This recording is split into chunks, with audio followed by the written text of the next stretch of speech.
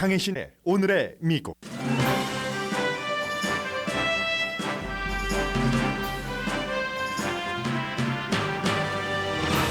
러시아의 우크라이나 침공 51일째로 무척 중대한 시점입니다. 우크라이나는 흑해에 대기 중이던 러시아 순항 미사일을 공격했다고 밝혔고, 러시아는 공격받은 게 아니라 불이 나서 모든 승무원이 대피했다고 반박합니다. 미국은 영국, 폴란드, 발티크해안 대통령들의 우크라이나 방문에 이어 미국 고위 관리를 파견하는 것을 검토 중입니다. 러시아는 스웨덴과 핀란드가 나토에 가입하면 발틱해안에 새로운 핵을 배치할 것이라고 위협합니다. LA시장 예비선거가 리 카루소라는 억만장자 개발업자가 개인 돈을 쏟아부으면서 소수인종 유권자의 역할이 부각되고 있습니다. 로스앤젤레스 타임즈가 오늘 관련 기사를 보도했습니다. 마크 메도우즈 트럼프 전 대통령 비서실장이 다른 주에 살면서 노스캐롤라이나주 모빌홈을 렌트해 사기 투표한 혐의로 노스캐롤라이나 유권자 자격을 박탈당했습니다. 그는 비서실장 이전 사우스캐롤라이나 연방 하원 의원이었고, 선거 이후에는 줄곧 부정선거를 주장해왔습니다.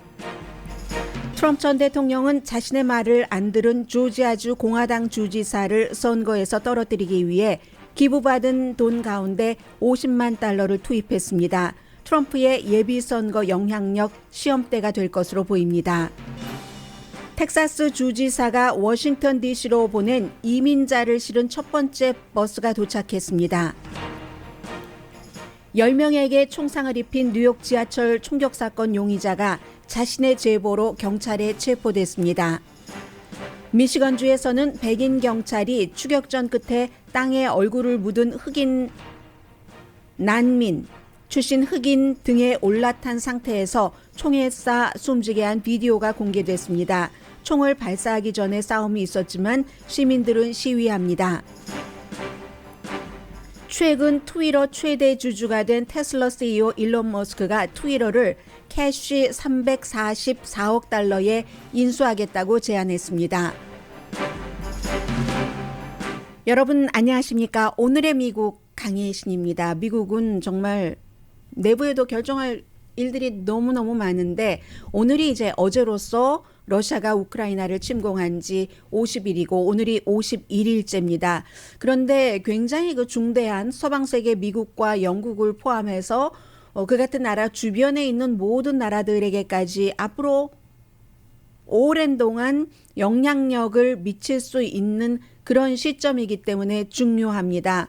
오늘 어떤 일이 있었냐면, 여러분들 스네이크 아일랜드였었죠? 기억하세요? 우크라이나 전쟁 초기에 딱 러시아의 함대가 와서 그 섬에 와서, 작은 섬이죠. 거기에 와서 오데사 그쪽에 와서 너네 다 항복해라. 항복하면 살려준다. 우리가 들어가게 길을 열어라. 그렇게 해서 이제 키브 쪽으로 가려고 처음에 이 흑해 남쪽에서, 우크라이나 남쪽에서 그랬던 것 기억하시죠? 그런데 말하자면 니네나 돌아가라 하면서 너 나가 니네 땅으로, 아주 제가 방송으로는 점잖게 얘기했지만 우크라이나의 군인들도 무서우면서도 그랬죠. 그리고 나서 러시아의 포로가 됐습니다. 최근에 이제 포로 석방으로 인해서 석방이 됐는데, 그 섬이 있었던 바로, 그리고 그 같은 얘기를 너네 항복해라, 손을 들어라, 우리가 러시아 함대가 나가신다 했을 때 바로 그 함대입니다. 미사일 순항함 맨 앞에 있는 기함인데 이름 자체도 모스크바예요. 모스크바입니다. 미사일 순항함이죠.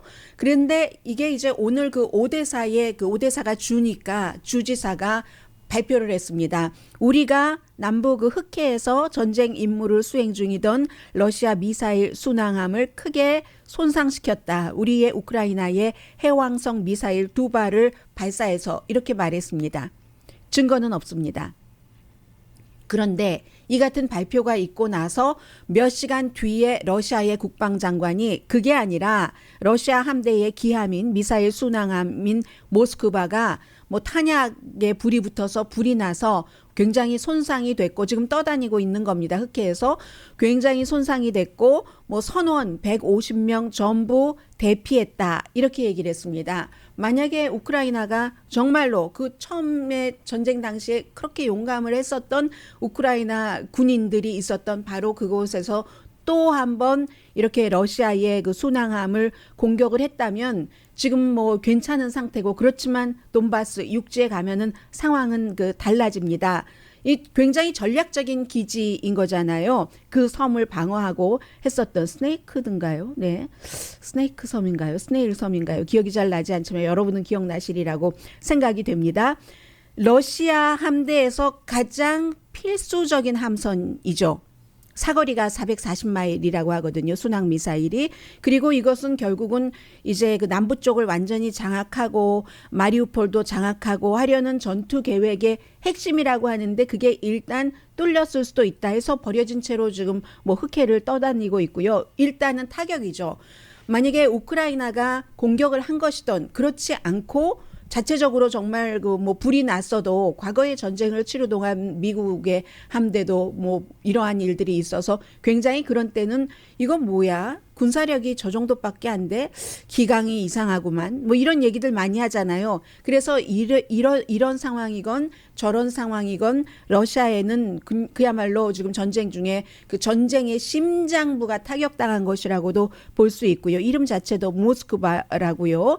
아무튼 그래서 어떻게 보면 그러면 러시아의 함대들이 우크라이나 가까이 딱 붙어 있는데 더 멀리 이동을 해야지 된다는 것인가? 공격을 받아서 그렇게 됐다면 이런 정도는 생각을 할 수 있습니다. 그리고 오데사의 바로 위에 주가 비탈리 킴이라는 아버지가 그 고려인인 바로 그 주지사가 있는 미콜라이브죠. 오데사 다음엔 미콜라이브인 겁니다. 오데사에서 이렇게 하고 나서 미콜라이브로 가고 하는 것인데 아무튼 지금 상황은 그렇습니다.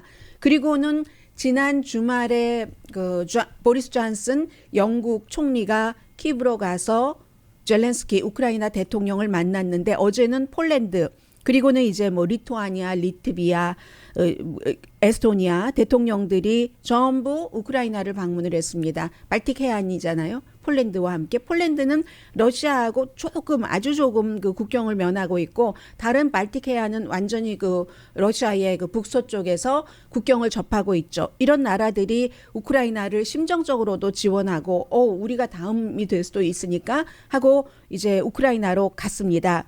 그랬더니 모스크바가 한 얘기가 지금 스웨덴과 핀란드가 이미 나토에 가입하는 것을 의논하기 시작했습니다. 몇 주일 안에도 가입할 수 있다고 하고 핀란드의 경우는요. 그렇게 하고 뭐 적어도 뭐 6월 달 안에 확정이 된다고 하고 하니까 모스크바가 뭐라고 얘기했냐면 스웨덴과 핀란드가 나토에 가입하면 새로운 핵 배치를 우리 발틱 해안에 하겠다. 핵 없는 발틱 생각하지도 말아라 하고 얘기를 했죠. 핀란드는 러시아와 국경을 맺고 있는 나라고요. 바로 이게 핀란드와 스웨덴이 이제 시작했다. 나토에 가입하는 것을 발표하고 하루 만에 있었던 러시아의 얘기입니다. 그랬더니 리투아니아 국방장관이 뭐라고 얘기하냐면요. 러시아가 하는 얘기가 뭔 얘기인지 난 모르겠네. 이미 배치했잖아. 그건 뭔 말이냐고 하고 일축을 했습니다. 리투아니아에서 불과 100km 떨어진 곳에 러시아의 무기들이 보관돼 있다는 거죠. 그러나 어쨌든 우크라이나가 함락되고 나면은 더 크게 푸틴의 야심이 가동할 수 있기 때문에 걱정을 하고 있는 것이고요. 지금 주변 국가들 이렇게 하면서 러시아의 우크라이나 침공 51일째에 그 어느 때보다도 강하게 우크라이나를 지원하고 있긴 합니다. 미국도 대통령이나 부통령이 방문할 수는 없고요. 너무나 어떠한 그 경비 태세 같은 것도 그 강화돼야지 되고 많은 인력이 동원돼야지 되니까 그리고 이미 미국의 바이든 대통령과 부통령은 그 폴란드를 방문을 했었습니다. 그래서 아마 무슨 뭐 국무장관이라든가 아니면 군대에서 아주 높은 위치에 있는 사람을 우크라이나 내부로 방문을 하게 하는 것을 지금 고려를 하고 있고요. 그런데 미국은 이런 경우에 거의 도착할 때까지 발표를 안 합니다. 예를 들어서 예전에 뭐 부시 대통령이 깜짝 이라크를 방문했다. 트럼프 전 대통령의 경우도 마찬가지고요. 신변 안전 때문에 그런 일이죠. 그리고 이제 정보와 무기는 더 많이 주고 정보는 우크라이나와 더 많이 공유하겠다 해서 8억 달러 정도의 추가 지원 무기를 발표를 했습니다. 당연히 뭐 장갑차, 곡사포, 험비, 헬리콥터, 구소련이 설계한 그 MI-17 헬리콥터도 11대나 보낸다고 하고요. 험비와 장갑체 300대, 무인 해안 뭐 방어선 뭐 이런 거 다 하는 시스템, 대전차 미사일, 무인 항공기, 레이더 시스템 다 보낸다고 얘기를 했습니다. 이쪽 돈바스 지역이 숲과 도시가 아니기 때문에 더 강한 무기가 필요하게 돼서 거기에 따른 무기 지원을 한다는 것이고, 체코는 뭐 우크라이나에 그 T-72 그 탱크도 보냈고, 슬로바키아는 S-300 대공 미사일 시스템도 보냈고, 다른 나라들은 말하지 않지만 공식적으로 밝히지 않아도 지금 많은 지원을 우크라이나에 하고 있습니다. 이건 두 가지입니다. 하나는 그 나라의 안보, 그 나라의 이익을 위해서, 그리고 두 번째는 지금 국제사회가 다 구소련이 이런 식으로 조약을 무시하고 무력으로 다른 나라를 침공해서 그냥 국경을 부수고 가져버린다면 이건 민주주의 국가로서 용납해서는 안 된다 하는 그 민주주의 국가의 원리 원칙에 따라서 국가의 어떠한 그 품위이기도 하고요. 그러한 일들로 지금 모든 나라들이 다 돕고 있습니다. 러시아는 그 사이에 동쪽의 돈바스 지역과 조금 서쪽으로 가는 이쪽 뭐 오데사까지 이르는 이쪽을 전부 크림반도까지 연결되는 곳을 연결시킬 수 있는 마리우폴을 우리가 완전히 장악했다라고 발표를 했고, 우크라이나는 아직 아니다라고 얘기를 합니다. 러시아에서는 우크라이나의 군대가 한 뭐 1,000명 정도가 완전히 해병대가 항복했다라고 얘기를 하고, 우크라이나는 우리에게 항복했다는 거 보내진 것도 없고 증거 없다라고 얘기를 합니다. 마리우폴에서 인구가 몇십만 명밖에 되지 않는데 지금 최종적으로 시장은 2만 1,000명이 숨졌다고 얘기를 하고 아직도 10만 명이 밖으로 나가기 위해서 대피하는 것을 기다리고 있습니다. 우크라이나의 대통령이 하는 얘기가 있습니다. 계속 강조를 합니다. 오일 엠바고를 유럽연합이 해야지 된다. 그렇지 않으면 이 침공은 끝나지 않는다. 이런 얘기죠. 어제 말씀드렸잖아요. 전쟁이 시작되고 나서 유럽 쪽에서 우크라이나를 지원한 그 돈보다 러시아에 보낸 돈이 35배 많다는 것.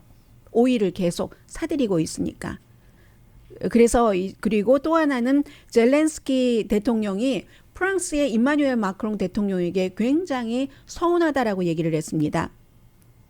이 얘기는 왜 나오냐면 지금부터 계속 유럽연합, 나토와 미국이 우크라이나에 더 강하게 그 주변에서 어떻게 뭉치느냐를 보여줘야지 되는데, 그런데 푸틴은 그렇지 않을 거야. 시간이 길어지면. 아니, 경제, 자신들 나라의 돈이 줄어드는데 우리 러시아 것을 안 사가겠어? 분명히 그럴 거야 라는 확신과 희망에 따라서 이번 전쟁을 일으킨 것이고, 바이든 대통령으로서는 푸틴의 희망과 확신이 그게 허상이었다라는 것을 보여줘야지 되는 것인데, 독일과 프랑스가 아직도 와블리 이렇게 저렇게 하는 겁니다.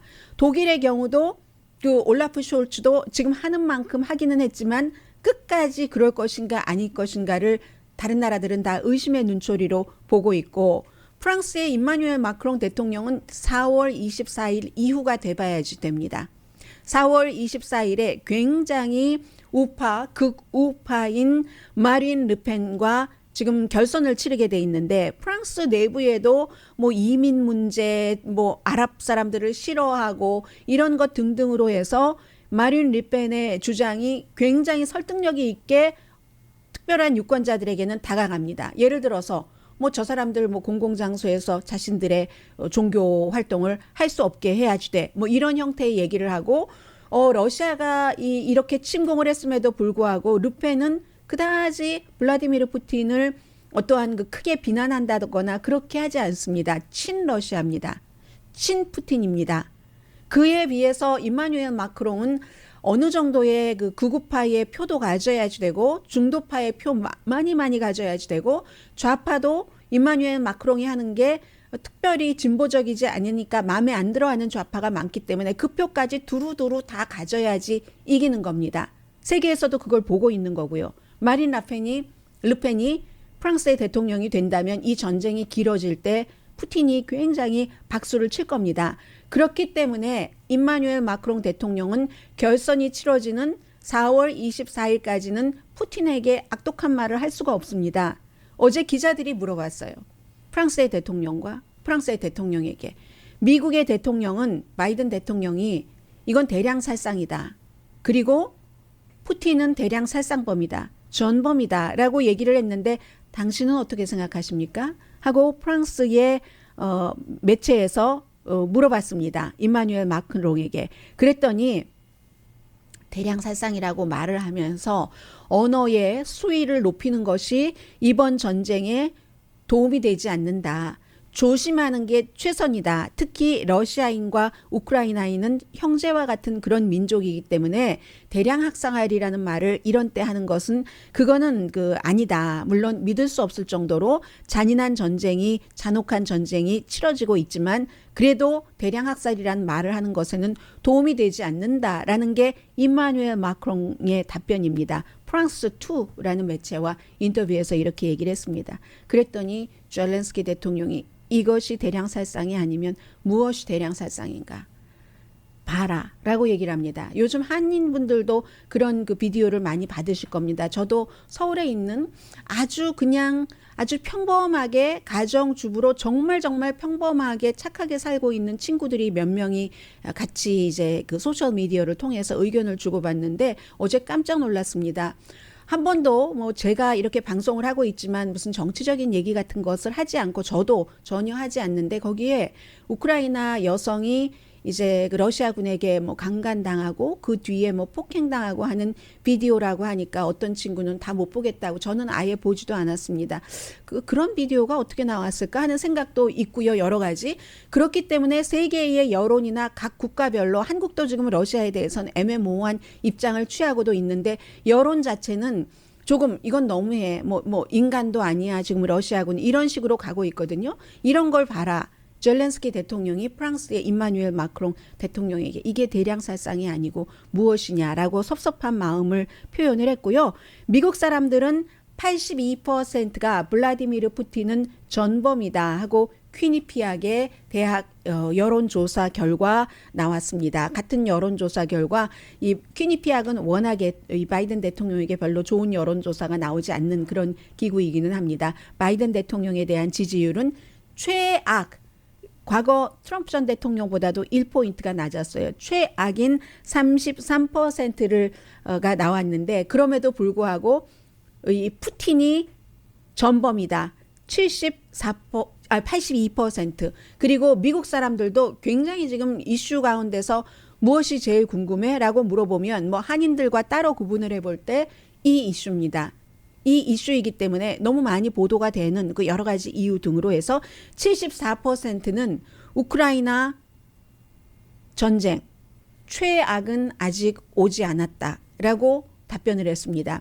이 최악이 무엇인지 그 최악의 상태도 그렇고 러시아가 이기느냐 우크라이나가 이기느냐에 따라서 모든 나라들 그 지정학적인 것 거기서 오는 결과 그리고 경제적인 영향 다 엄청난 영향을 미치게 됩니다.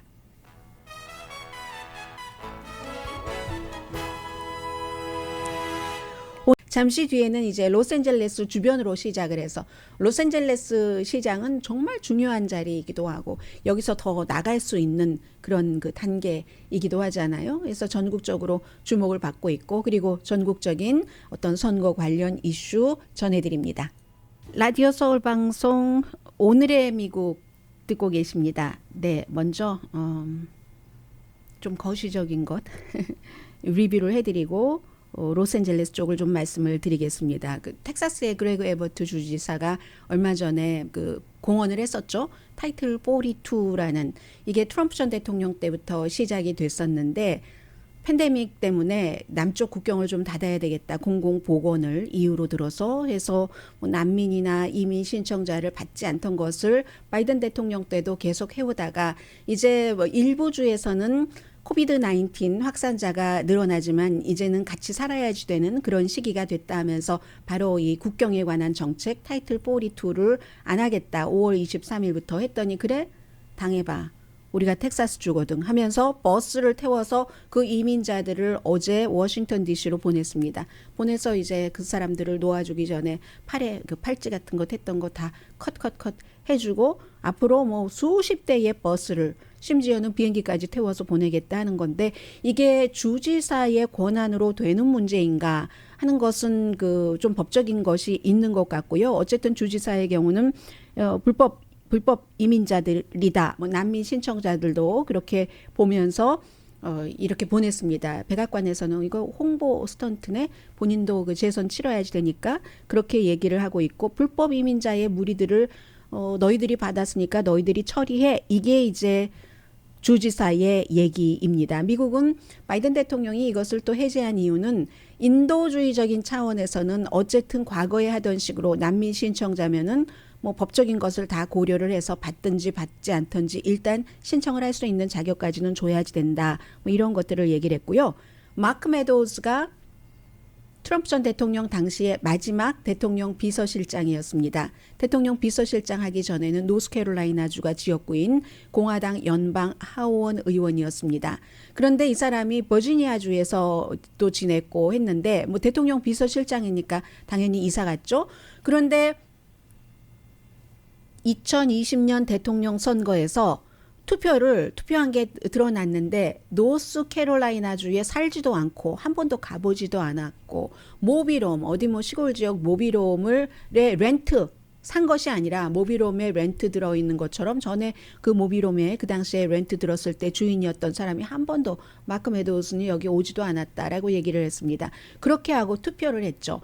당시에 2020년도에 그렇게 투표를 하라는 사람들이 무척 많았습니다. 조지아주에서도 공화당에서. 그랬는데 이 사람이 다음 해인 2021년도에 버지니아주에 집이 있거든요. 본인의 이름으로 된. 거기서 투표를 한 것이 드러나서 노스캐롤라이나주에서 그러면 그 당시에도 거기에 살면서 당연히 거기에 살긴 살았죠.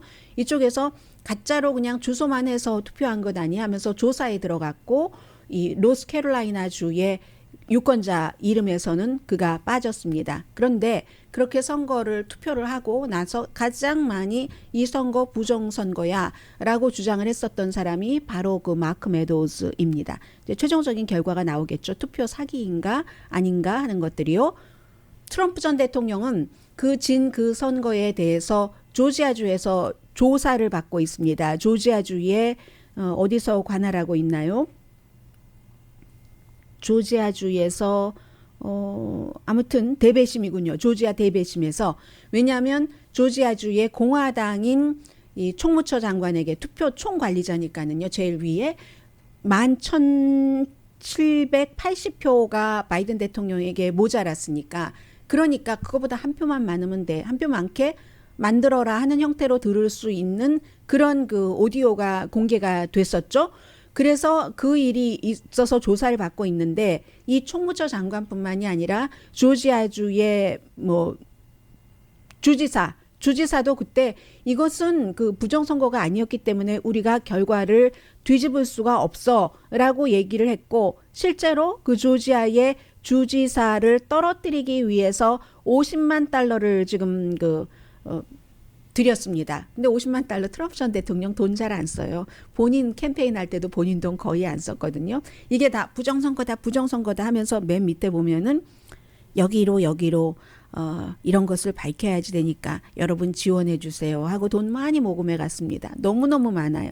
그런데 그 돈이 꼭 거기에만 쓰지 않아도 되는 거거든요. 그런 돈으로 50만 달러를 지원을 했습니다.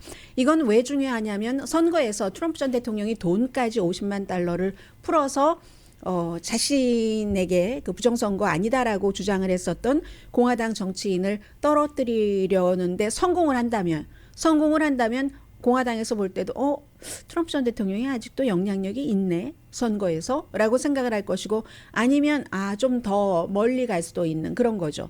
조지아주는 민주당에서는 그 스테이시 아브람스 이분이 수십 년 동안 굉장히 유권자 등록 같은 것을 많이 해서 민주당 지난번에 주지사 선거에서 정말 작은 표 차이로 떨어졌잖아요. 현 주지사에게. 그리고 이제 예비 선거가 있는데 공화당에선 데이비 폴듀라는 상원 의원이 떨어졌죠. 한 번도 정치를 해본 적이 없는 젊은 존 오소포라는 유대인에게. 왜 그랬느냐? 그 당시에는 저거 뭐 사전 투표 같은 거 하지 마. 너 다 부정선거야. 이러니까 거기서 굉장히 많이 밀려서도 떨어졌는데 지금 그 데이비드 폴듀 전 그 연방 상원 의원도 지금 트럼프 전 대통령이 떨어뜨린다고 하는 그 주지사와 예비 선거를 치르게 되죠. 그래서 조지아주의 예비 선거가 이제 공화당 예비 선거가 굉장히 그 중요하게 봐진다라는 말씀을 드리고요. 브라이언 캠프 주지사 선거요. 그리고 이제 로스앤젤레스 타임즈의 오늘 보도를 좀 전해드리겠습니다. 지금부터는 이제 LA 시장 선거 같은 것도 중요한 그 시점마다 여러분들께 전해드릴 텐데 한인을 포함한 아시아계 유권자에게 지금 12명이 나왔었습니다. 12명이 나섰는데 원투가 리카루소 뭐 거의 공동이라고 볼 수 있죠.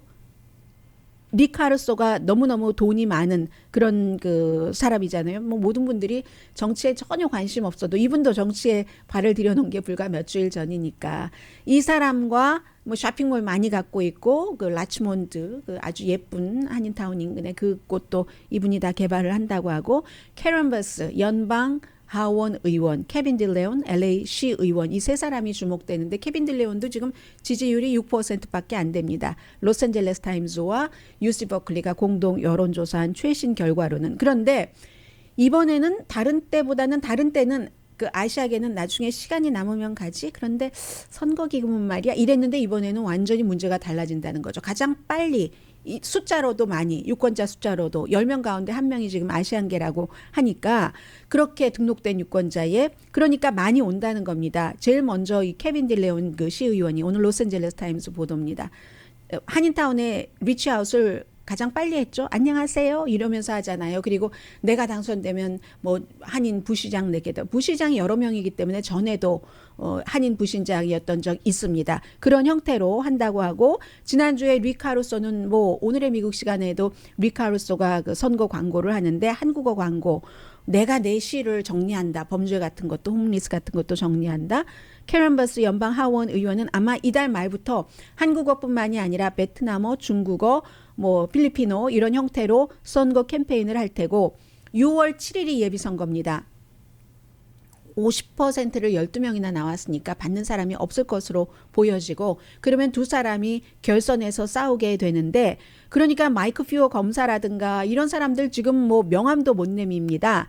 해서 타운홀 미팅을 한다던가 이런 형태로 굉장히 그 아시안들에게 많이 접근을 하고 있는데 로스앤젤레스 타임즈에 뭐 스티브 강 한인 청소년 회관 이사이고 민주당 협회 그 회장이기도 하고 지난번에 그 대통령 선거할 때 그 선거 개표 방송을 저와 함께 했고요. 이 스티브 강이 인터뷰를 했는데 대통령 선거 수준에서도 이렇게 많이 그 코리안 커뮤니티에 리치아웃을 하고 뭐 다 그 번역도 한국말로 하고 광고를 하고 한 것을 본 적이 없다. 아시아계가 이번에 뭐 결정권 내지는 스윙 투표자 이거 약간 조금 더 많이 말한 거 아닌가요? 스티브 강 회장님.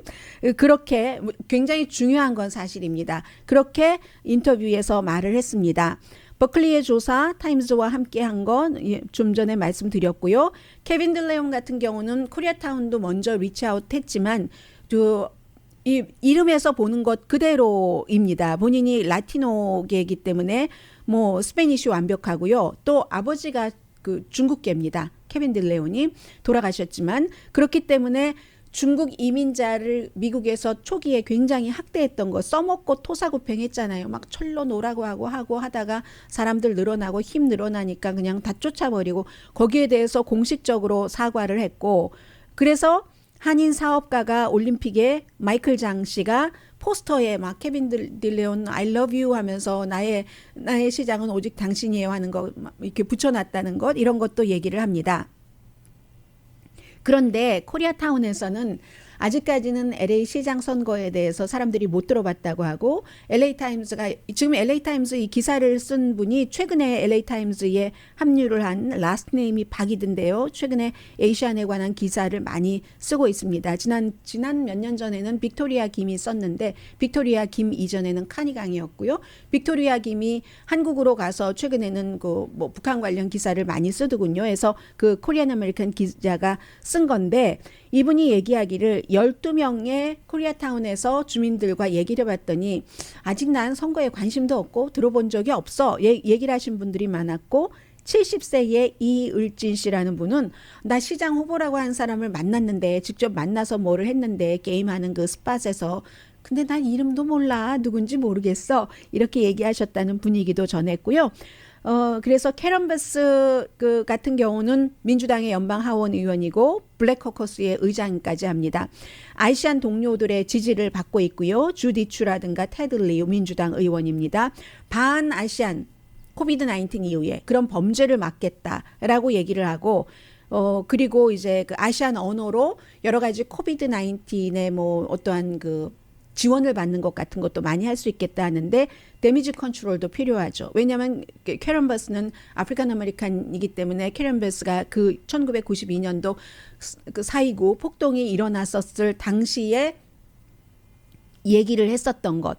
그게 뭐냐면 우리가 문을 정말 닫으려고 했었던 많은 그 리커 스토어가 그곳에서 불탔잖아요. 우리가 그 흑인들의 영혼을 좀 먹는다 하면서 뭐 술 같은 거 많이 파니까 그러면서 문을 닫으려고 했었던 것이 기적적으로 사라지고 말았다. 그 리코 스토어 덩어리가 불에 탔다.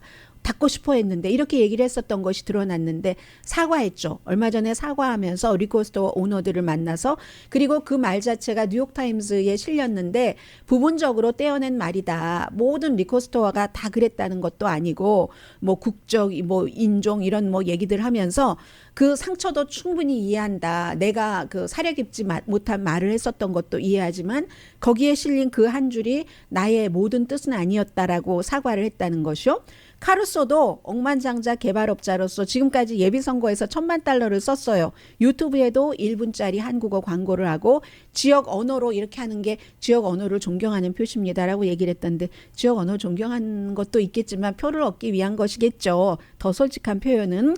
해서 지난주에 한인 리더와 미팅을 했고 그리고 그 피러강 한인 상공회의소 회장의 지지를 받았고 맨 앞에도 리카루소의 사진을 실었고 한인과 같이 있는 사진을 찍었고 한인회 분인 것 같았어요. 그런 얘기도 했고 스몰 비즈니스가 강도를 당할 때 누가 돕느냐 나다 리카루소다 이렇게 얘기를 하고 있다는 그리고 나머지 9명의 후보에 대해서도 쭉 썼는데요.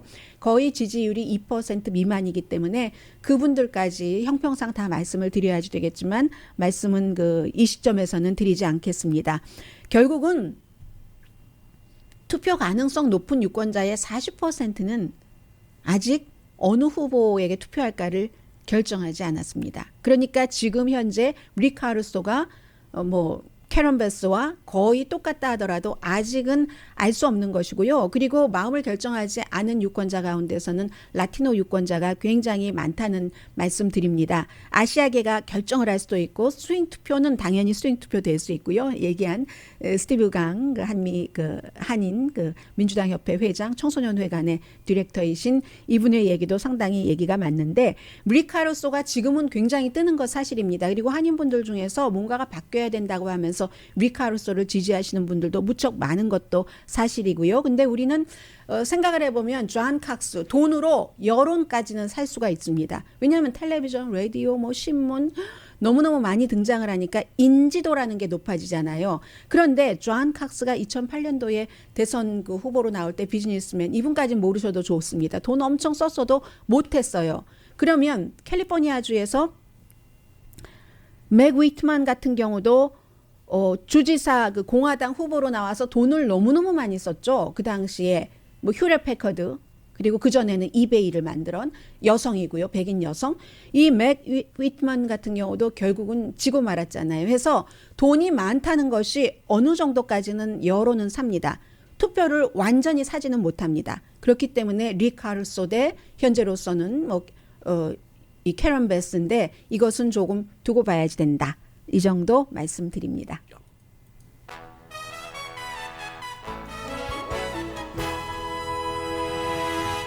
라디오 서울 방송 오늘의 미국 듣고 계십니다. 광고 들으시는 동안에 뭐 자녀분이 5살 됐으면 이제 이상이면은 백신을 맞을 수 있습니다라고 하는 것이 나왔는데 파이저사에서 5살에서 11살 사이 어린이 부스터샷 맞아도 면역이 많이 좋아진다는 얘기를 했고요. 코비드는 2주일 사이에 14% 특히 동부 지역을 중심으로 많이 늘어났습니다. 그리고 마스크 의무와 비행기 안에서 미 전국적으로 2주일 연장을 했습니다. 4월 18일에 끝날 예정이었고요. 지금 변종을 보고 있는 겁니다.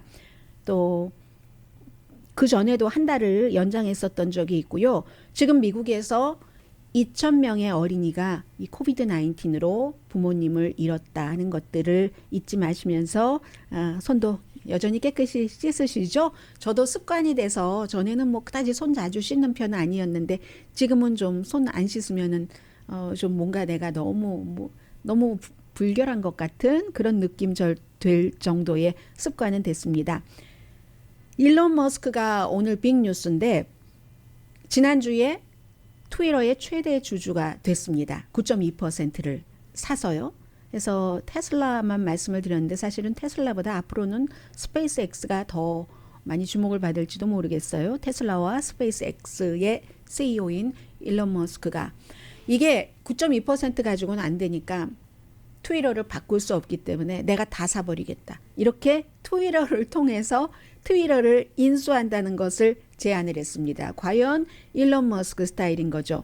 캐시로 433억 달러를 준다. 그러면 한 주당 54달러 20센트라는 얘기인데 그 전날에 주식 가치보다는 뭐 38%가 높고 그리고 나서 끝날 때 18.2%가 높았거든요. 그리고는 뭐 오늘은 조금 오르는 뭐 이런 상태인데 원래 그런데 트위터가 지난해에 뭐 60달러까지 됐었던 적도 있기는 있어요. 참 세계 최고 부자니까 제한할 수 있는 일이긴 하다. 이런 생각은 드는데 사서 내 마음대로 하겠다. 그 내 마음대로라는 게 트위터가 표현의 자유를 완전히 어떤 표현이건 다 보장을 해주게 하고 싶어 했다는 거예요. 왜냐하면 표현의 자유는 이 머스크의 말에 따르면 민주주의의 가장 중요한 기능이기 때문에 그러니까 인터뷰하면서 막 마리화나 피면서 인터뷰하고 이런 사람이잖아요. 내가 투자해보니까 알겠다. 트위터에. 회사는 현재 형태로는 트위터 절대로 더 발전하지도 못하고 민주주의에 기여도 못한다.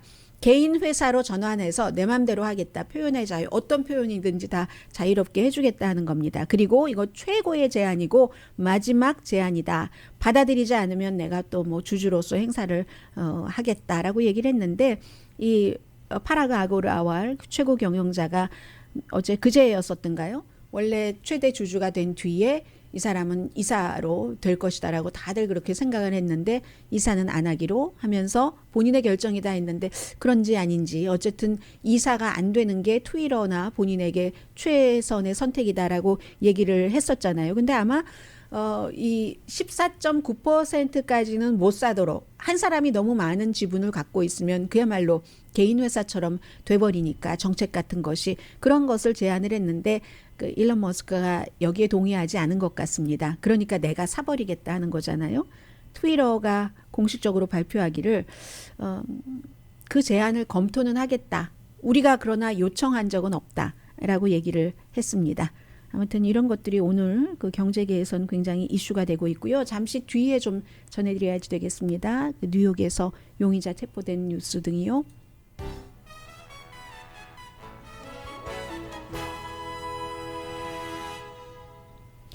라디오 서울 방송 오늘의 미국 듣고 계십니다. 네, 혹시 끝나기 전에 중요한 뉴스들이 다시 나올 수도 있으니까 페이지 바꿔놓고요. 네, 29시간 만에 맨하탄 브루클린 지하철역에서 총격 사건을 벌여서 10명 총상 입혔고 5명 다쳤고 또 다른 뭐 몇십 명 다치게 한 그 용의자가 뭐 이거 자수라고 해야 되나요? 제보라고 해야 되나요? 난 맥도널 어디 맥도널에 있을 테니까 나 잡아가세요 하고 가보니까 없어서 근처를 보니까 근처에서 체포했다는 거죠. 62살의 프랑크 제임스 흑인입니다. 오늘 법원에 출두하는 것 같던데요. 좀 전에 뉴욕에서 태어나서 최근에는 이 필라델피아와 밀와키에 살았지만 뭐 제조업 공장 등에서 일들을 쭉 해왔고 뉴저지와 뉴욕에서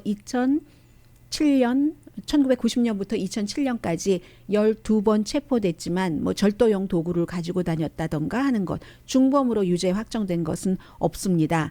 그래서 지금 다친 사람들은 전부 뭐 괜찮다고는 하지만 난 다시는 지하철 안 탈 거예요. 이렇게 얘기하는 사람들 많고요. 그리고 너무나 이 허술하게 모든 걸 막 입고 있던 조끼 보면 무슨 영수증이 나와 뭐가 나와 빌린 그 유홀 트럭에서 뭐가 나와 온갖 것 다 정말 질질질질 수많은 단서를 범죄 현장에 흘리고 다녔습니다. 이러한 것들은 그 범인의 어떠한 그 정신적인 상태를 얘기해 주고요. 유튜브에 아주 그 조잡하고 욕설이 많은 그런 것들이 있었는데 뭐 뉴욕의 정신병원 시스템을 비난을 한다던가 그리고 에릭 아담스 현 시장의 정신건강에 대한 정책, 지하철 안전정책도 비난하고 지하철에 홈리스 피플이 너무 많아 하는 것, 미국이 흑인 처우를 잘못한다. 그러니까 내가 총을 갖고 발사하라는 뜻이야. 뭐 이런 그 내용들을 많이 했다고 하죠. 하루 전에 올린 비디오에는 자주 사람을 살해하고 그들이 숨져가는 것을 보기를 원했다라고 했는데 아무도 숨지지 않았습니다. 용의자의 총 발사 실력이 너무 형편없어서요. 얼마나 다행입니까? 미시건의 경관이 흑인 남자가 땅에 엎드려 있는 상태에서 등에 올라타고 이 머리 뒤에 총을 쏴서 숨지게 했습니다. 26살입니다. 콩고에서 온 난민 출신인데요. 원래 시작은 교통 위반은 아니고 자동차 번호판이 이 자동차에 속해 있는 게 아닌 것을 이래서 운전면허증 달라 뭐 이렇게 하면서 차에서 나오지 말라고 했는데 도망친 거죠. 옆에 타고 있던 사람이 비디오 촬영했고 경관의 바디캠도 있고 등등해서 4개의 비디오가 4월 4일에 발생한 이 사건을 보여주고 있는데 마지막 90초에는 테이저 총을 가지고 이제 싸움들을 하는데 결국 테이저 총은 발사되지 않았고 그 상태에서 이렇게 백인 경관이 이 흑인 청년을 누른 상태에서 머리 뒤에 총을 쏴서 현재 이 경관은 유급 정직 처분을 당해 있고요. 사람들은 이 비디오가 모든 것을 말해주지는 않지만 그렇지만 어쨌든 그 비디오 자체가 그 마지막 순간을 봤기 때문에 그래서 시위들을 많이 합니다. 이 사건이 어떻게 번져 나갈지도 이슈가 될 것 같습니다. 지금 사진을 보니까 바이든 대통령이 하고 이렇게 하고 있어요. 지지율이 33% 최저로 나왔기 때문에요. 그러나 뭐 좋은 날도 올 수 있을지 목요일입니다. 강희신이었습니다.